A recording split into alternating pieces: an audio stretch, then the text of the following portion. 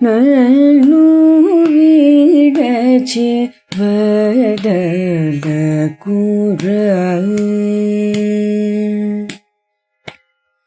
నన్ను విడచి వదలకురా,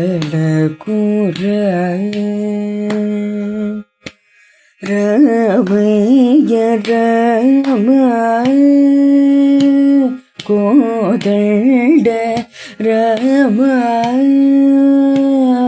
పట్టాభిరామ కళ్యాణ రామ రామయ్య వదలకురా. శ్రీశ్రవణ ఛానల్కి శ్రోతలందరికీ కూడాను మరొకసారి స్వాగతం. ఈరోజు మనం విన్న ఈ కీర్తన త్యాగరాజస్వామి వారి కీర్తన. రీతిగౌళ రాగంలో దీన్ని కృతి చేశారు. చక్కగా పాడి వినిపించిన పావనికి అనేక ఆశీస్సులు, అభినందనలు తెలియజేస్తూ యోగ వాసిష్టంలో నిన్న ఆ విద్యాధర స్త్రీ ఈ విధంగా కోరుకోగానే వశిష్ఠుల వారు, ఇదేం చిత్రమమ్మా, రాతి కడుపులో ఇల్లేమిటి, అక్కడ కాపురం ఏమిటి, పరివారం ఏమిటి, నమ్మడానికి వీలు లేకుండా ఉందే అన్నారు. మునీంద్ర, అక్కడ మా ఇల్లు మా పరివారం మాత్రమే, ఇక్కడ మీకు ఎంత ప్రపంచం ఉందో అక్కడ మాకు అంత ప్రపంచం ఉంది. ఇక్కడ మీకు స్వర్గ మత్స్య పాతాళ లోకాలు ఉన్నట్టే అక్కడ కూడా స్వర్గ మత్స్య పాతాళ లోకాలు ఉన్నాయి. నేను చెప్పింది నమ్మబుద్ధి కాకపోతే నాతో రండి, మా లోకం చూపిస్తాను అంది ఆవిడ.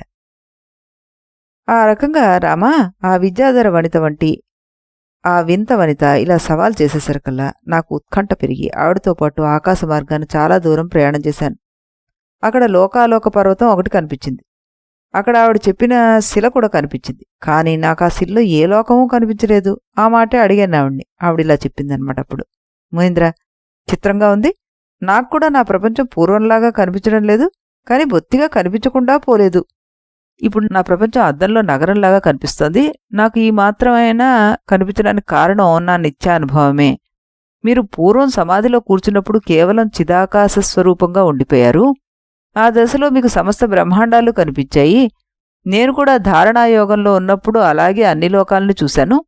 మీరు సమాధిలోంచి బయటకొచ్చారు, నేను మీతో సంభాషణలో పడి ధారణాయోగంలోంచి బయటకు వచ్చాను. అందువల్ల మన ఇద్దరం ఇతర ప్రపంచాలను చూడలేకపోతున్నాము అన్నారు.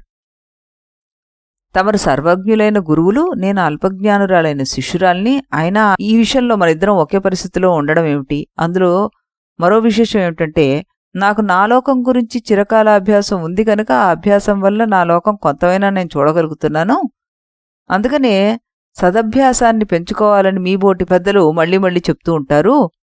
కాబట్టి మునీంద్ర, మనిద్దరం కూడా మళ్ళీ పరమాత్మ మీద ధారణా అభ్యాసం మొదలు పెడదాం. దానివల్ల చిదాకాశం ఏర్పడి ఆ రాతిలో అంతర్గతంగా ఉన్న లోకాల్ని చూడగలుగుతాం అంటూ అందనమాట. వెంటనే వశిష్ఠుల వారు రాముడితో చెప్తున్నారు, ఇక్కడ రామ, ఆ వనిత అలా అనేసరికలా నేను అంగీకరించి అక్కడే పద్మాసనం వేసుకుని కూర్చుని సమాధి కోసం ప్రయత్నించాను. బాహ్య విషయాలను వదిలేశాను, మానసిక సంకల్పాలను కూడా విడిచిపెట్టేశాను. ఆ మహిళతో నాకు జరిగిన సంభాషణను కూడా మరుపులోకి తోసేశాను. క్రమంగా నాకు సమాధి సుస్థిరం అయిపోయింది. అంతే. నాకు ఆ శిల కడుపులో ఒక మహాప్రపంచం కనపడింది. అది స్వప్నం కాదు, అది స్పష్టమైన దర్శనం. నాతో పాటు ఆ వనిత కూడా ఆ లోకాన్ని చూసింది. ఆవిడ ఆ లోకంలోకి ప్రవేశించింది, నేను ఆవిడని అనుసరించాను. ఆవిడ అక్కడ స్వర్గాది లోకాల్ని దాటుకుంటూ బ్రహ్మలోకం చేరింది. అక్కడ ఒక బ్రహ్మగారు ఉన్నారు. ఆయన నాకు చూపించి ఆమె నాతో ఇలా ఉంది, మునీంద్ర, ఈయనే నా భర్త. నన్ను ఈయనే సృష్టి చేశాడు. నన్ను వివాహం చేసుకోవడానికి సృష్టి చేశాడు. అయితే మాత్రం వివాహం చేసుకోలేదు. ఇద్దరికి ముసలితనం వచ్చేసింది. ఇద్దరికీ మోక్షం కావాలనే కోరిక కలిగింది. కనుక మునీంద్ర, మీరు మా ఇద్దరికి తత్వబోధ చేసి మమ్మల్ని ఇద్దరినీ మోక్షానికి చేర్చండి అంది. రామా, ఆ వనిత సూటిగా ఆ బ్రహ్మగారి ఎదుటే ఆ మాట అనేసరికి నేను కొంచెం తటపటాయిస్తూ చూశాను. ఆవిడ మాత్రం అదేం పట్టించుకోకుండా ఆ బ్రహ్మగారి సమాధికి భంగం చేస్తూ ఇలా అంది, నాథ, ఈయన మరో లోకం నుంచి వచ్చిన బ్రహ్మర్షి, మహానుభావుడు, మన ఇంటికి అతిథిగా వచ్చాడు. ఆయన్ని తగిన విధంగా గౌరవించండి అంది. ఆవిడ నా అనేసరికలా అన్యలోక బ్రహ్మ మెల్లిగా కళ్ళు తెరిచి ఇలా అన్నాడు, మునీంద్ర, మీకు స్వాగతం. జ్ఞానామృతం మీ సొమ్ము. మీరు చాలా దూరం నుంచి వచ్చారు, అలసిపోయి ఉంటారు. ఆసనం మీద కూర్చోండి అన్నాడు. ఓ అన్యలోక బ్రహ్మ, నీకు నమస్కారం. ఈవిడ నా దగ్గరికి వచ్చి జ్ఞానోపదేశం చేయమని అడుగుతోంది. నాకు అంతా విచిత్రంగా ఉంది. ఏది ఉచితమో ఏది అనుచితమో తెలియకుండా ఉంది. ఎందుకంటే మీరు సర్వభూతేశ్వరులు, జ్ఞానసిద్ధులు. మీకు ఒకరు ఉపదేశం చేయాల్సిన అవసరమే లేదు. ఈవిడ సాధనా సంపత్తి లేనిది, ఈవిడకు ఉపదేశం ఎక్కదు. అందుకే ఏం చెయ్యాలో తోచడం లేదు నాకు. అదీకాక ఓ దేవా, మీరు ఈమెని భార్య కావడం కోసం సృష్టి చేసి మళ్ళీ ఎందుకు వివాహం చేసుకోలేదో నాకు అర్థం కావట్లేదు అన్నారు. అప్పుడు ఆ అన్యలోక బ్రహ్మ నాతో ఇలా అన్నాడు, రామా మునీంద్ర, అసలు విషయం చెప్తాను వినండి. ఈవిడ సృష్టి నా ద్వారా జరిగిన మాట నిజమే, కానీ ఈయన నన్ను భార్యగా చేసుకోవడం కోసమే నన్ను సృష్టి చేశాడు అనేది ఆవిడ చేసుకున్న కల్పన. అది ఆవిడ యొక్క మనోవాసన ఫలితం. ఈవిడ కేవలం నా సంకల్ప బలం చేత సృష్టించబడింది కనుక ఈవిడికి సరి అయిన అస్తిత్వం లేదని నాకు తెలుసు. ఈవిడ మిథ్యాస్వరూపురాలని నాకు మాత్రమే తెలుసు. ఇక త్వరలో నాకు విదేహ కైవల్యం రాబోతుంది. దాంతోపాటు నా సృష్టి మొత్తానికి ఈవిడితో సహా ప్రళయం ఏర్పడుతుంది. ఇంతకు ఈవిడ్ని ఎలా సృష్టి చేశానంటారా? వినండి. నేను మొదట్లో చిదాకాశ స్వరూపుణ్ణి చిదాకాశంలో ఉంటూ ఉండేవాణ్ణి. అయితే కాలవశాన నా స్వస్వరూపాన్ని రేఖమాత్రంగా నేను విస్మరించాను. దానివల్ల నా స్వరూపం కొంచెం మలినమైంది. అందువల్ల నాలో స్వల్పంగా నేను అనే ఒక అహం ఏర్పడింది. ఆ వాసనలకు గల అధిష్టాన దేవత ఈ స్త్రీగా రూపొందింది. నా దృష్టిలో మాత్రం నాకు ఈవిడ నాకంటే భిన్నంగా కనిపించడం లేదు. ఈవిడకు మీకు ఈవిడ నాకంటే భిన్నంగా ఉందని అనిపిస్తోంది. ఇది దృష్టిభేదం మాత్రమే. ఈవిడ నా భార్య అనే మాట కూడా ఈవిడ దృష్టిలో ఉన్న మాట. నా దృష్టిలో భేదానికి తావులేదు. మునీంద్ర, సారాంశం మళ్ళీ చెప్తాను వినండి. నేను శుద్ధ చైతన్యం యొక్క వివర్త స్వరూపుణ్ణై చిత్తాకాశ రూపంతోటి నేను సంకల్పించిన దివ్య పదార్థ రూపమైన ఆయుష్ ప్రమాణాన్ని ఇంచుమించుగా గడిపేశాను. అంటే ఒక బ్రహ్మదేవుడి యొక్క ఆయుష్ ప్రమాణం ద్విపరార్థము అంటారనమాట. ఇక ఇప్పుడు ఈ చిత్తాకాశ స్వరూపాన్ని విడిచిపెట్టి నిరతిశయానంద రూపమైన బ్రహ్మాకాశ స్వరూపమైన కైవల్య స్థితిని అందుకోబోతున్నాను. అందుకే మహాప్రళయం దగ్గరికి వచ్చేసింది. ఈవిడ్ను వదిలిపెట్టాలనే సంకల్పం కూడా నాకు బయలుదేరింది. అందుకే ఈవిడ కూడా నా మార్గాన్ని పట్టుకుని వైరాగ్యంలోకి ప్రవేశించింది. ఆ వైరాగ్యం వల్లే గురువుల సాంగత్యము, శ్రవణమన్నాదులు ఆత్మజ్ఞానానికి అనుకూలమని గ్రహించింది. ధారణాయోగాన్ని సాధించింది ఆవిడ. ఆ యోగ బలంతో మీరు పరమరహస్యంగా ఏర్పరచుకున్న సమాధి స్థానాన్ని తెలుసుకోగలిగింది. ఉపదేశించమంటూ మిమ్మల్ని కోరింది. ఇదంతా ఆమెకు ఉన్న అవిద్యా సంస్కారం వల్ల జరుగుతున్న వ్యవహారం. మునీంద్ర, అధ్యారోప దృష్టితో చూస్తే ఇలా అనేక ప్రపంచాలను కనిపిస్తూనే ఉంటాయి. అపవాద దృష్టితో చూస్తే ఏదీ కనిపించదు. అప్పుడు ఇప్పుడు కూడా ఉన్నది ఒకటే, అదే చిదాకాశం అంటూ సర్గ 70లో 25వ శ్లోకంలో చెప్పారు ఆయన. వశిష్ఠ మహర్షి, ఇక మీరు మీ లోకాలకు వెళ్ళండి. నా చేత కల్పించబడిన ఈ జగత్తుకు ఉపసంహారం చేసి పరబ్రహ్మ స్వరూపాన్ని పొందబోతున్నాను అని ఆయన అన్నారనమాట. అప్పుడు వశిష్ఠులు వారు రాములు వారితో ఇలా చెప్తున్నారు, రామా, ఆ అన్యలోక బ్రహ్మ నాతో ఇలా అంటూనే మౌనం వహించి పద్మాసనం బిగించి సమాధిలోకి ప్రవేశించేశాడు. ఆయన గారి అహంకార స్వరూపిణి అయిన స్త్రీ కూడా అలా చేసింది. నేను చూస్తూ ఉండగానే ఆ బ్రహ్మదేవుడు సంకల్పరహితుడై కృషించిపోసాగాడు. ఆయన కృషించిన కొద్దీ ఆయన విరాట శరీరానికి అవయవాలుగా ఉన్న అక్కడ పృథివ్యాది పంచభూతాలు క్రమంగా ఆయనలోకి లయించడం ప్రారంభించాయి. దాంతో మహాప్రళయం ప్రారంభమైపోయింది అని చెప్పారనమాట.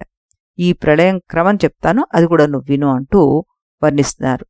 ఆ లోకానికి విరాట్ స్వరూపుడైన ఆ బ్రహ్మ తన ప్రాణాలను తన హృదయంలోకి ఉపసంహరించుకోవడం మొదలుపెట్టాడు. వెంటనే అక్కడి ఆకాశంలోని వాయువు తనలో ఉండే గ్రహ నక్షత్రాదులు ధరించే లక్షణాన్ని వదిలేసింది. దాంతో చెట్టు మీద నుంచి మంచి పూలు రాలిపడ్డట్లుగా ఆకాశం నుంచి నక్షత్రాలు, విమానాలు రాలి కింద పడిపోయి మేరు శిఖరాలు కూలిపోయాయి.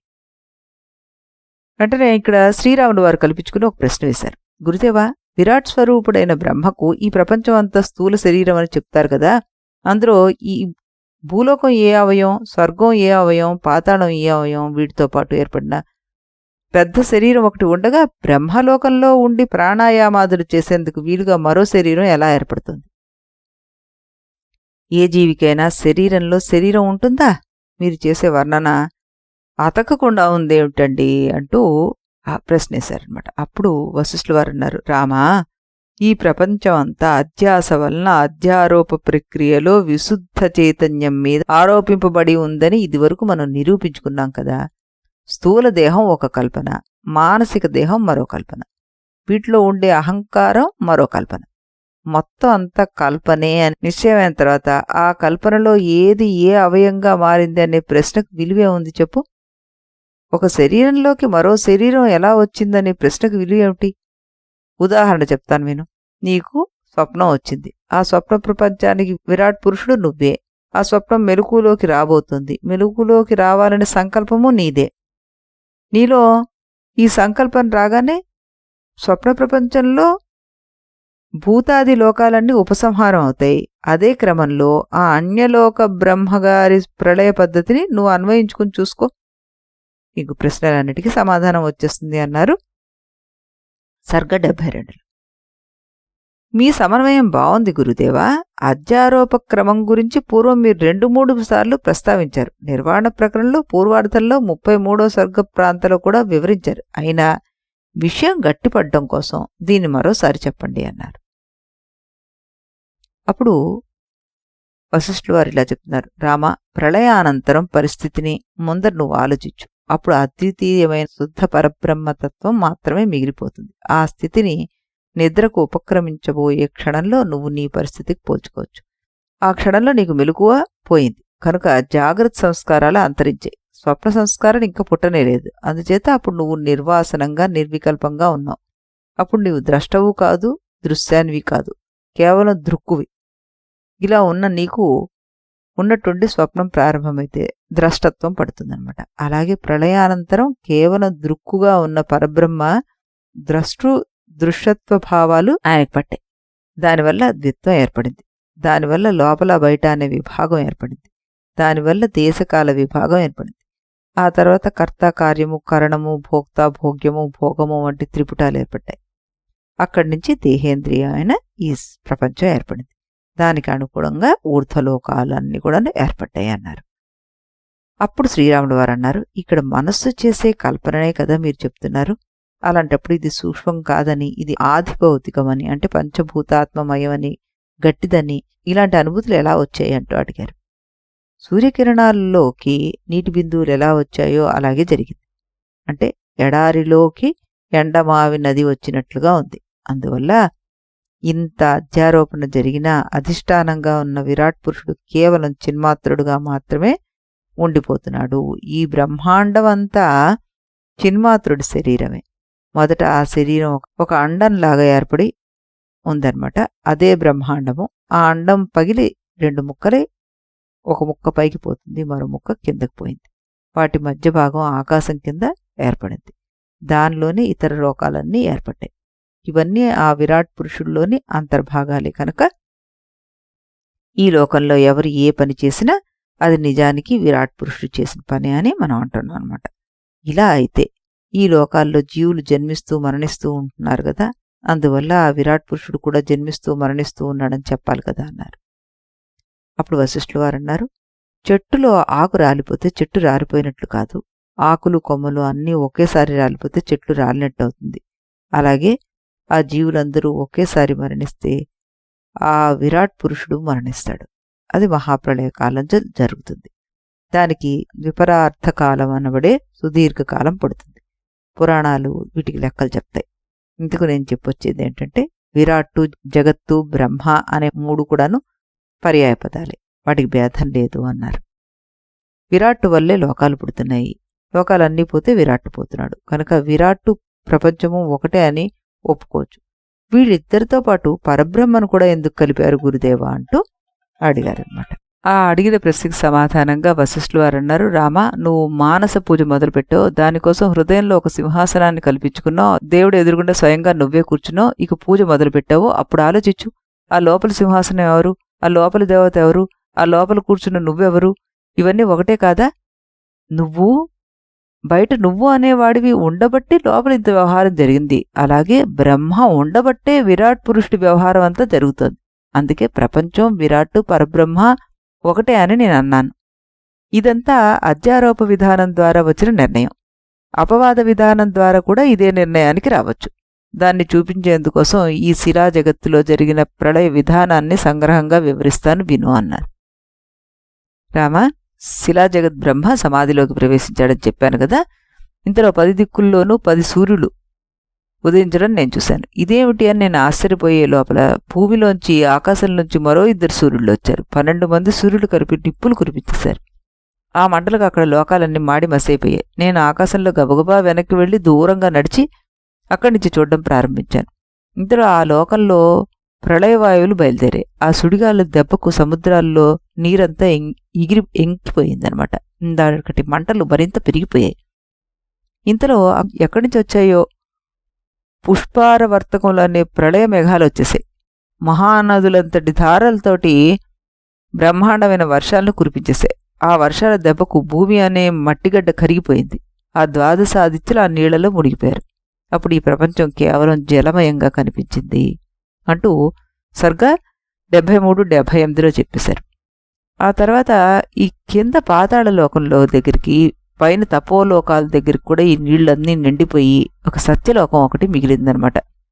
అంటే మనకి ఇక్కడ అతల, వితల, సుతల, తలాతల, మహాతల, రసాతల, పాతాళాలు అనేవి భూమి దగ్గర నుంచి వరుసగా కిందకున్న 7 లోకాలు, భూమి మధ్యలోకము, భువ, సువ, మహజ్జన, స్తప, సత్యం అనే 6 ఊర్ధ్వలోకాలు. ఇవే 14 లోకాలు కదా. వాటిలో తపోలోకం దాకా నీళ్లతో మునిగిపోయిందని చెప్పడాన్ని బట్టి ఈ నీరు మామూలు భౌతికమైన నీరు కాదని, అపంచీకృత పంచభూతాల్లో జలమని మనం గుర్తించుకోవాలన్నమాట. ఆ మిగిలిపోయిన సత్యలోకాన్ని అప్పుడు ఈ వశిష్ఠుల వారు పరిశీలనగా చూశారట.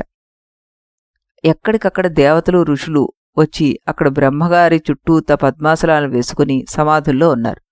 ఇందాక ప్రపంచాన్ని కాల్చివేసిన 12 ఆదిత్యులు, ముంచివేసిన జలదేవతలు కూడా అక్కడికే చేరి సమాధుల్లో కూర్చున్నారు. నేను దూరం నుంచి వస్తూ ఉండగా వారి మధ్యలో ఉన్న చతుర్ముఖ బ్రహ్మ చరమ సాక్షాత్కార వృత్తి ఏర్పడిపోయింది. అధ్యారోప ప్రక్రియలు మనసులో చేసుకుంటూ వచ్చిన ఆరోపణలన్నింటినీ ఒక్కొక్కటిగా నిషేధించేసుకుంటూ చిట్ట చివరికి పరిశుద్ధాత్మ మిగిలిపోయిందనమాట. ఇలాంటి పరిశుద్ధాత్మ మీద చిత్తవృత్తిని లగ్నం చేసి దాన్ని పునరావృత్తి చేస్తే ఆ ప్రక్రియ పేరే నిధిధ్యాసం అవుతుంది మనకి. ఈ నిధిధ్యాసం పరిపాక దశకు చేరినప్పుడు చిత్తవృత్తి యొక్క ఆవృత్తితో పని లేకుండా ఒక అఖండ బ్రహ్మాకారమైన అంతఃకరణ ఆవృత్తి ఏర్పడుతుంది. దాని పేరే చరమ సాక్షాత్కార వృత్తి. అది లభించిందంటే సమస్త కల్పనలకు మూలమైన మూలజ్ఞానం పూర్తిగా వివర్తించిపోతుంది. తక్షణమే అజ్ఞాన కల్పితమైన సమస్త ప్రపంచము తొలగిపోయి విదేహ కైవల్యం అయిపోతుంది. ఈ శిలా ప్రపంచ బ్రహ్మకు అలాంటి విదేహ కైవల్యం లభించడం నేను నా కళ్ళారా చూశాను. అంతే, తక్షణమే ఆ సత్యలోకం నాకు ఇంక కనిపించలేదు. అక్కడ పర్వతాలు, నదులు, మహర్షులు, దేవతలు అంతా బ్రహ్మస్వరూపంగా కనిపించారు. నిద్ర అనే దోషం పోయి మెలకు వచ్చేసరికి హఠాత్తుగా స్వప్న ప్రపంచం అంతా పోయి కలగనేవాడు ఒక్కడే మిగిలినట్లుగా హిరణ్య గర్భుడికి అజ్ఞానం అనే దోషం తొలగిపోయి జ్ఞానం అనే మెలకు వచ్చేసరికి ఈ ప్రపంచం అంతా అంతర్ధానం అయిపోయి శుద్ధ చైతన్యం ఒకటి మిగిలింది అన్నారనమాట. ఇక్కడ వాల్మీకి మహర్షి ఈ చార్వాకుల నాస్తికవాదాన్ని ఖండించదలుచుకున్నారు. దానికి ఈ సర్గలో 18వ శ్లోకం నుంచి చిట్ట చివరి దాకా దాన్ని వినియోగించారనమాట. ఆయన ఈ శ్లోకాలు కొంచెం ప్రౌఢంగా ఉంటాయి. అనేక ప్రశ్నలను పూర్వపక్షులుగా లేవదీసి సమాధానాలు ఆయనే చెప్తారు. శ్రీరాముడికి నాస్తిక ప్రశ్నలు వేయడం ఇష్టం లేకో ఏమో ఈ ప్రశ్నలన్నింటినీ చర్చలో భాగంగానే నడిపేశారు ఆయన. ఇక్కడ మనకి వ్యాఖ్యాత ఈ శ్లోకాలను బాగా వివరించారు. ఆ వివరణలు కూడా కలుపుకుంటూ మనం సమాధానాలను చెప్పుకోవడానికి ప్రయత్నం చేద్దాం. అది రేపు చెప్పుకుందాం. మనం దీన్ని నాస్తికవాద ఖండన అన్న పేరుతోటి మనకి చెప్పబడింది అనమాట. దాన్ని మనం రేపు చెప్పుకుందాం. రేపు ఇదే సమయానికి ఇదే ఛానల్లో శ్రీరాములు వారి కీర్తన విన్న తర్వాత అప్పుడు దీని గురించి ప్రశ్నలు జవాబులు విందాం. ఏ రకంగా మనం ఈ నాస్తికవాదం మిగలదో అన్నది కూడాను మనం తెలుసుకొని శంకరాచార్యుల వారు అద్వైతాన్ని ఏ విధంగా స్థాపించారు అన్నది కూడా దీని ద్వారా మనం గ్రహించడానికి ప్రయత్నం చేద్దాం. అంతవరకు సెలవు.